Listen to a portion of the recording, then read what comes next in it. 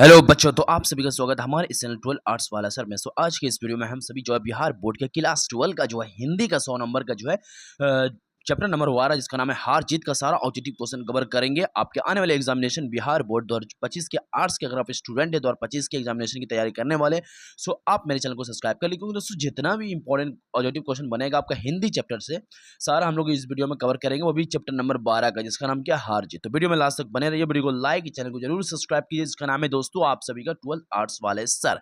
So video को start करते हैं बिना कोई देरी के। सो पहला सवाल बनेगा आप सभी का कि अशोक वाजपेयी ने कौन सी कविता लिखी है बच्चों। तो आप सभी को उत्तर हो जाएगा हार जीत कविता लिखी। ठीक है, अशोक वाजपेयी ने कौन सी कविता लिखी है? हार जीत कविता लिखी है, वो कि हमारे पुस्तक में ही है बच्चों। ठीक है, अगला सवाल बनता है आप सभी कि अशोक वाजपेयी की माँ का नाम क्या था? ये भी आप सभी को सवाल बन सकता है, तो आप सभी को उत्तर हो जाएगा यहाँ पे निर्मला देवी जो है वो अशोक वाजपेयी की माँ का नाम था बच्चों। ठीक है, अगला सवाल बनता है आप सभी का अशोक वाजपेयी का जन्म कहाँ हुआ था? ये भी आप सभी को सवाल बनता है, तो आप सभी को उत्तर हो जाएगा दुर्ग।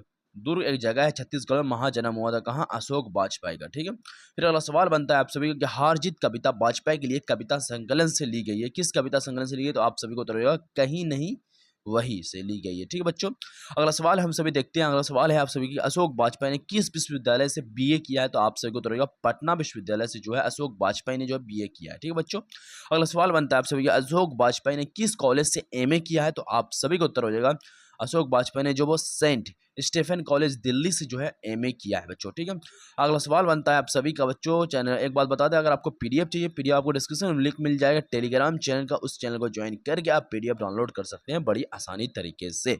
सो फिर आपका अगला सवाल बनता है कि अशोक वाजपेयी को कौन सा सम्मान पुरस्कार नहीं प्रदान किया गया, यानी सम्मान नहीं प्रदान किया गया? तो आप सभी को उत्तर होगा पहल सम्मान जो उन्हें प्रदान नहीं किया गया, पुरस्कार जो है सम्मान नहीं किया गया।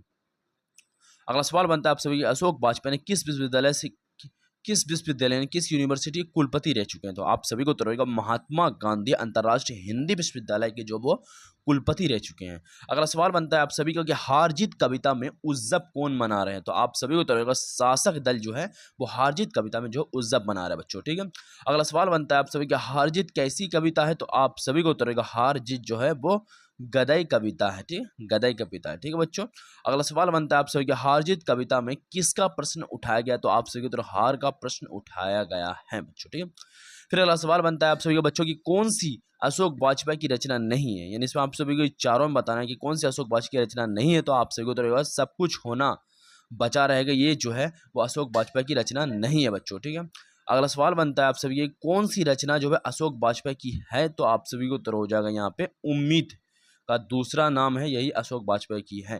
ठीक है बच्चों, अगला सवाल बनता है आप सभी का कि एक पतंग अनंत में किसकी रचना है? तो आप सभी को तरफ अशोक वाजपेयी की यह रचना है।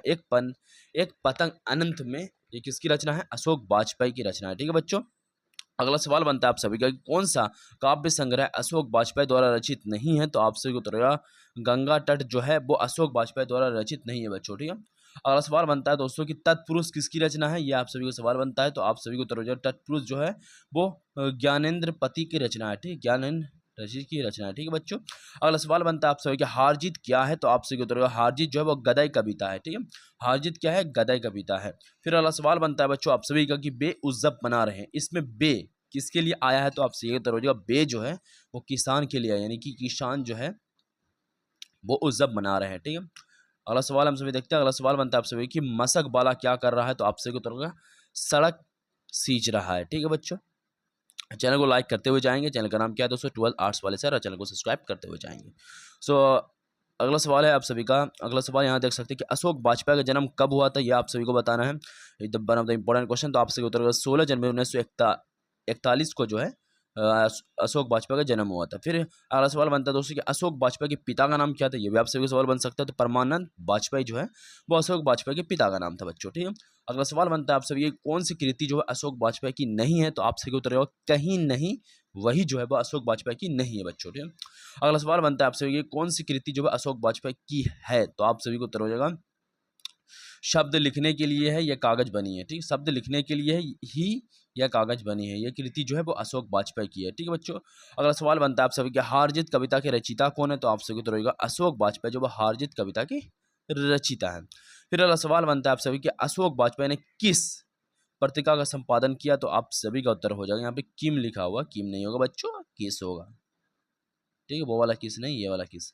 तो किस अशोक वाजपेयी ने किस पत्रिका का संपादन किया? तो आप सभी को उत्तर होगा राष्ट्रवाणी का संपादन किया अशोक वाजपेयी ने। ठीक है बच्चों, अगला सवाल बनता है आप सभी का कि घास में दुबका आकाश किसकी कृति है? तो आप सभी को उत्तर हो जाएगा यहाँ पे विनोद कुमार शुक्ल की कृति है। कौन? घास में दुबका आकाश। ठीक है बच्चों, अगला सवाल हम सभी देखते हैं। अगला सवाल बनता है आप सभी के अशोक वाजपेयी किस काल के कवि थे? तो आप सभी को होगा भक्ति काल के कवि थे। कौन? अशोक वाजपेयी।